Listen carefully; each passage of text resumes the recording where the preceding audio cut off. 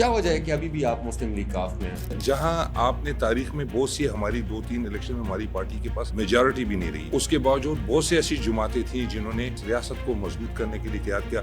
یہ بھی مشہور ہے کہ وہ اس ریاست کی جڑوں کو مضبوط کرتی آ رہی ہے، کافی زیادہ ایک آوازیں اٹھ رہی ہیں۔ زندہ جاوید مثال آپ کے سامنے ایم پی ایم کا ہے۔ یہی میں کہہ رہا ہوں کہ آپ کی پارٹی پہ ایک یہ الزام اشارہ ہوتا ہے اس طرح کا آپ کی پارٹی جو ہے وہ کیسے اگر مسلم لیگ کا کہیں پہ بھی اگر کل عمران خان واپس جیل سے نکلتے ہیں اور ضرورت پڑے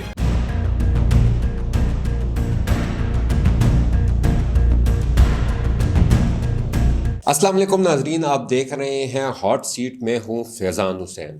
آج ہمارے ساتھ جو مہمان ہیں ان کا تعلق پاکستان مسلم لیگ کاف سے ہے۔ اگر مسلم لیگ کی بات کریں تو 30 دسمبر 1906 میں آل انڈیا مسلم لیگ کی بنیاد رکھی گئی۔ 1913 میں قائد اعظم محمد علی جناح جو ہیں اس میں شمولیت اختیار کرتے ہیں۔ 1947 میں آل پاکستان مسلم لیگ بنتی ہے۔ پھر 1948 میں مسلم لیگ کی بنیاد پہلی مرتبہ رکھی گئی۔ اچھا، اسی طرح پھر یہ کافی بار مسلم لیگ کے ٹکڑے ہوتے گئے۔ پھر اگر ہم بات کریں تو 1954 میں مسلم لیگ سندھ مسلم لیگ بنی، پھر اس کے بعد 72 میں مسلم لیگ قاسم بنی، پھر اس کے بعد 2002 میں جنرل ضیاء الحق کے بیٹے اعجاز الحق نے مسلم لیگ کاف کی بنیاد رکھی۔ اگر ہم 2024 کے الیکشن کی بات کریں تو اس میں 175 پارٹیاں جو ہیں وہ الیکشن کمیشن کے مطابق انہوں نے پارٹیوں نے حصہ لیا ہے۔ اگر ہم 2024 کے الیکشن کی بات کریں تو الیکشن کمیشن کے پاس جو فہرست ہے وہ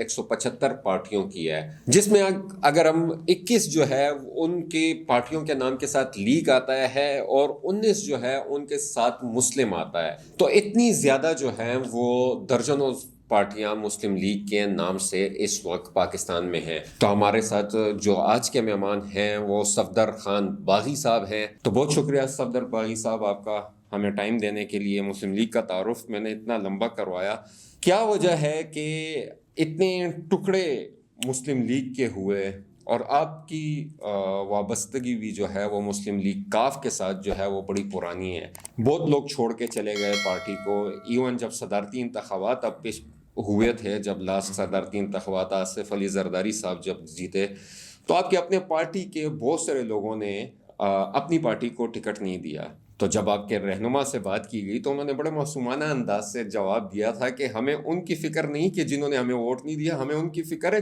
جو ہمارے ساتھ رہے ہیں۔ تو کیا وجہ ہے کہ ابھی بھی آپ مسلم لیگ کاف میں ہیں؟ بسم اللہ الرحمن الرحیم، جزا اللہ عنا محمد وسلم۔ سب سے پہلے آپ کے چینل کا شکریہ ادا کرتا ہوں۔ بالکل ایک بڑی تاریخ ہے پاکستان مسلم لیگ کاف کے ساتھ، جو پرانی مسلم لیگ تھی اور اس میں بیش بہا ہمارے محب وطن اور پاکستان کی آزادی کی تحریک کے ان ہیروز کے ساتھ وہ گمنام لوگ جنہوں نے اس ریاست پاکستان کی بنیادوں کے لیے اپنی لہو کا نذرانہ پیش کیا۔ سب سے پہلے تو میں ان لوگوں کو خراج عقیدت پیش کرتا ہوں، ان کی لہو کی قربانی پہ ان کو خراج تحسین پیش کرتا ہوں۔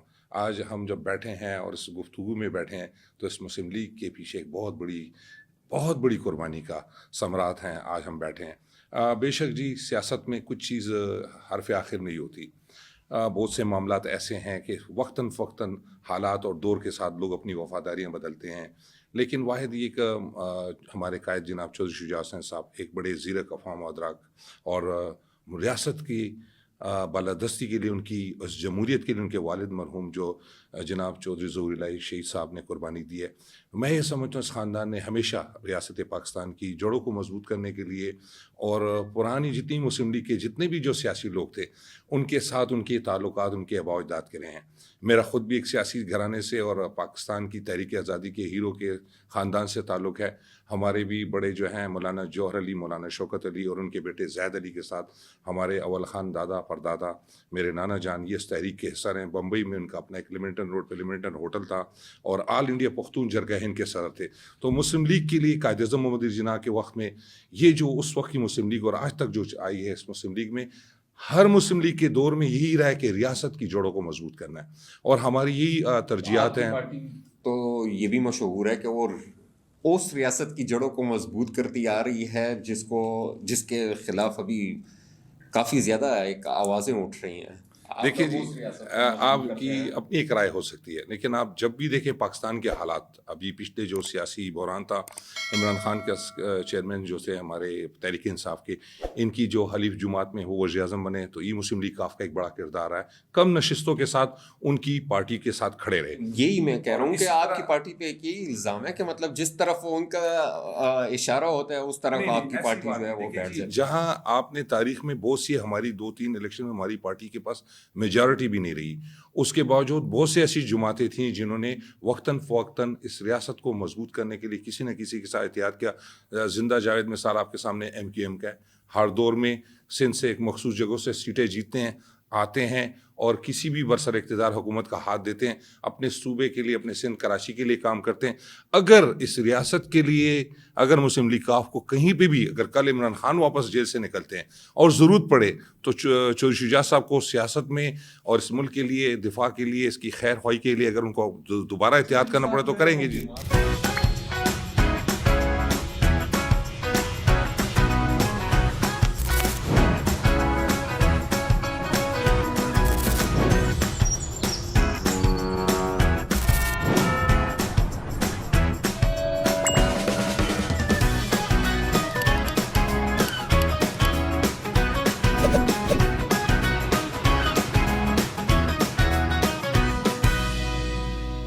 بیمار بھی ہیں کیوں، مطلب سیاست اپنے گھر سے چھوڑ کے پارٹی میں اور بھی نوجوان لوگ ہیں. خیبر پختونخوا میں تو یہ پارٹی ختم ہونے کے دہانے پہ ہے، مطلب ہے ہی نہیں.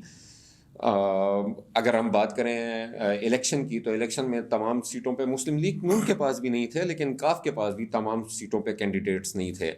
تو آپ اس پارٹی کو چھوڑتے نہیں ہیں یا آپ کو کوئی آفر نہیں آ رہی؟ کیا وجوہات ہیں کہ آپ نے اس پارٹی کو اتنے عرصے سے پکڑا ہوا ہے؟ دیکھیے، سب سے بڑی بات یہ ہے کہ ہماری تنظیم سازی دوبارہ شروع ہوئی ہے، ریوائول ہونے جا رہا ہے. مشرف صاحب کے بعد مسلم لیگ کاف میں دھڑے ہوئے آپ کے سامنے بہت سے ایسے لوگ جو اس وقت بڑی پارٹیوں میں انہوں نے شمولیتیں کی ہیں، میں نام نہیں لینا چاہوں گا، اور انہوں نے مفاد عامہ کو اپنے لیے اپنی ترجیحات میں رکھا اور انہوں نے پارٹی سے وفاداریاں تبدیل کی.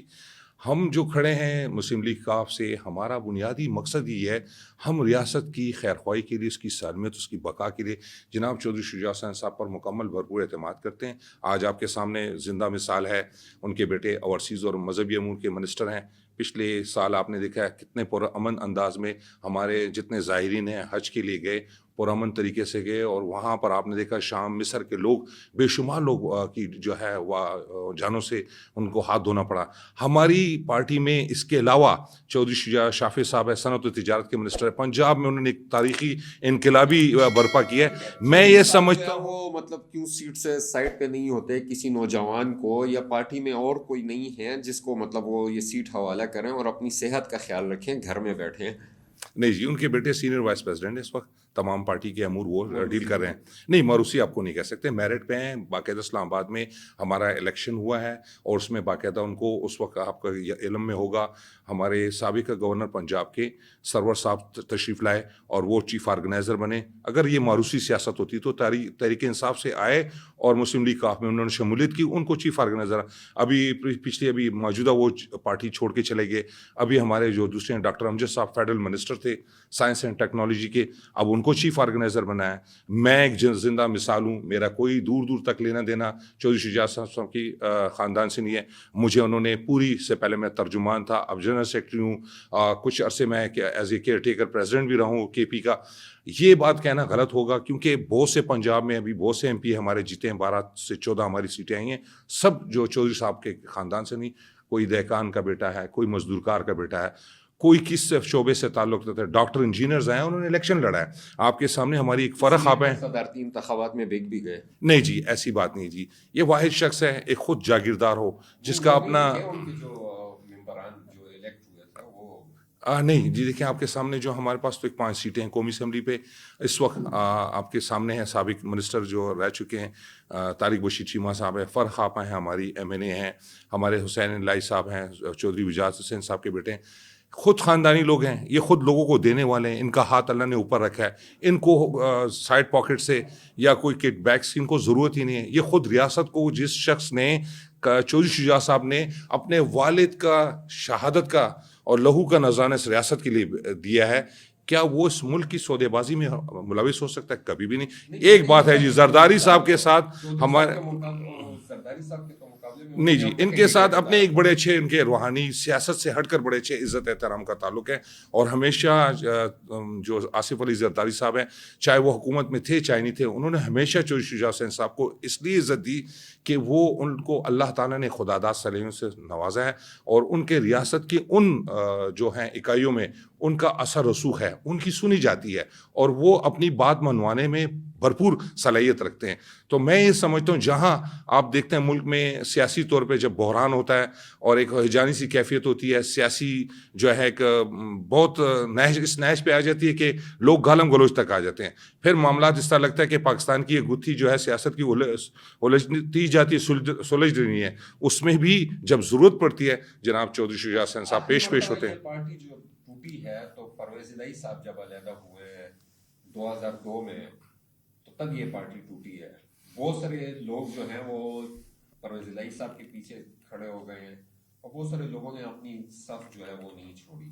نہیں جی، اس چیز سے میں بالکل متفق نہیں ہوں. چودھری شجاع حسین صاحب کے ابھی بڑے اچھے تعلقات ہیں جناب چودھری پرویز الہی صاحب کے، ایک دوسرے ان کے رشتے ہیں. یہ ان کا خاندانی اختلاف تھا.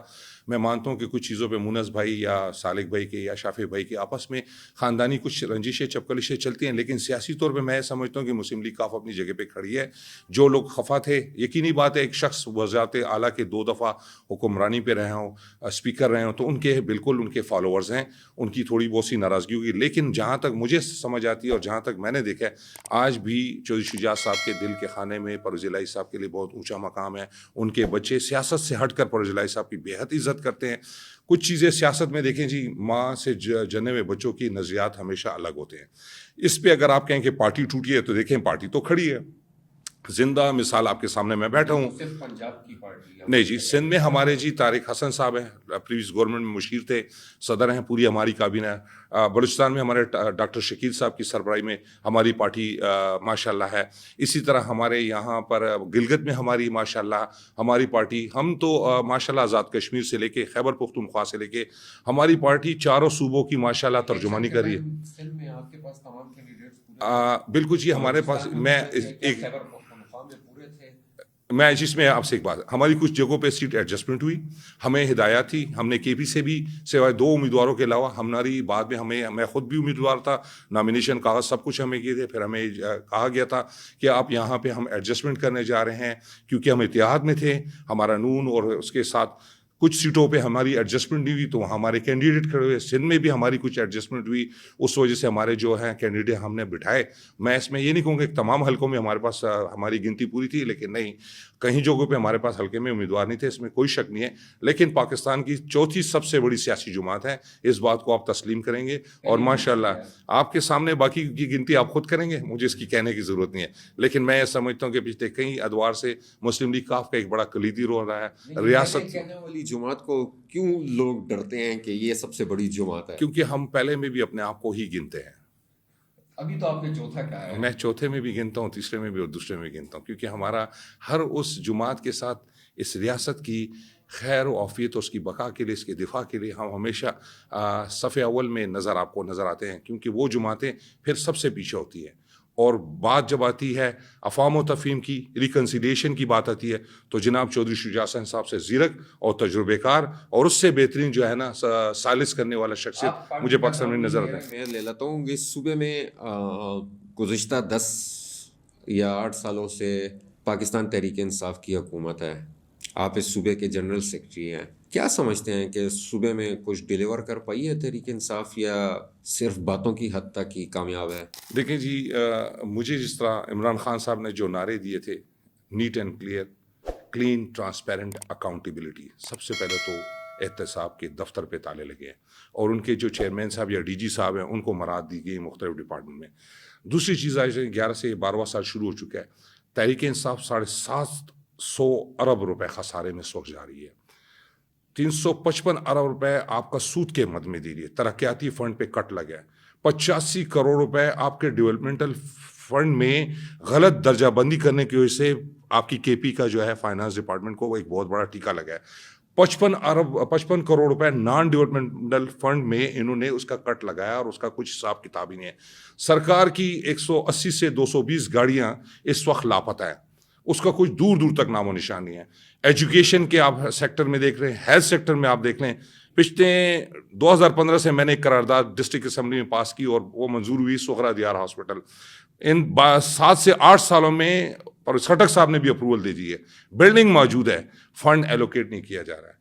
ये मकसद ये है कि अगर हेल्थ, एजुकेशन, आपका इरिगेशन, लाइफ स्टॉक और आपका जो पूरा ट्रांसपोर्ट का जितना भी है, फॉरेस्ट्री, कितना बड़ी दरख्तों में मेगा करप्शन हो रही है, कोई पूछने वाला नहीं है। 2008 से 13 तक जब गवर्नमेंट थी यहाँ पे अवामी नेशनल पार्टी की, तो तब सही हालात। मैं दहशतगर्दी के हालात के बावजूद देखें, यूनिवर्सिटियाँ बनी, स्कूल बने, कॉलेजेस बने और अनगिनत बनाए। बाबा साहब ने बहुत ज़बरदस्त काम किया है उस दहशतगर्दी की लहर में। यानी वो ऐसा वक्त था कि जिसमें मेरा अपना एक भाई शहीद हुआ 2007 में जी। मलक साहब DIG के साथ आसिफ बागी शहीद नाजिम थे। पेशावर के अमन के लिए इन्होंने डकी दालगरा में कुर्बानी। उस कुर्बानियों के बावजूद उस वक्त 360 धमाके पेशावर में हुए। सबसे बड़ी विक्टिम सिटी जो थी दुनिया की मेट्रोपॉलिटन में, वो पाकिस्तान की खैबर पख्तूनख्वा का कैपिटल था। नियर अबाउट 360 बम ब्लास्ट, लेकिन उसके बाद भी ये कौम अपने पांव पर खड़ी हुई।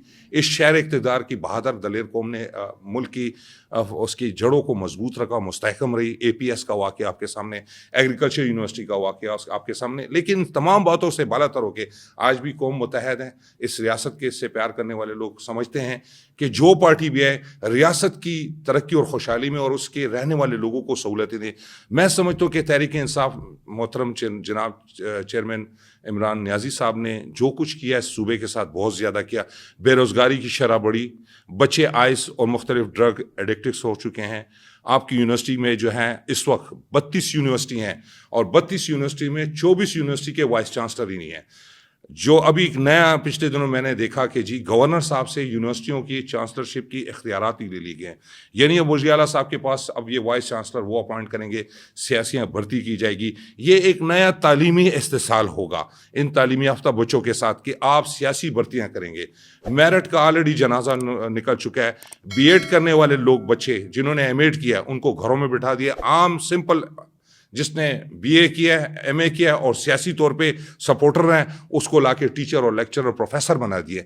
इससे बड़ा और इस पाकिस्तान की साथ और इस तालीमी निज़ाम में इस सूबे के साथ से बदतर क्या होगा। किसी भी कौम को सुधारने के लिए उसकी आने वाली नस्ल जो मुल्क के कौम के मेमार होते हैं उनको उनकी फॉर्मेशन की जाती है। यहाँ तो जी तालीमी जो है ना उसके साथ बड़ा इस्तेसाल किया जा रहा है। सफदर बागी साहब बहुत शुक्रिया आपका। जी नाज़रीन, अगर आपको प्रोग्राम पसंद आया हो तो लाइक और शेयर करना ना भूलिएगा।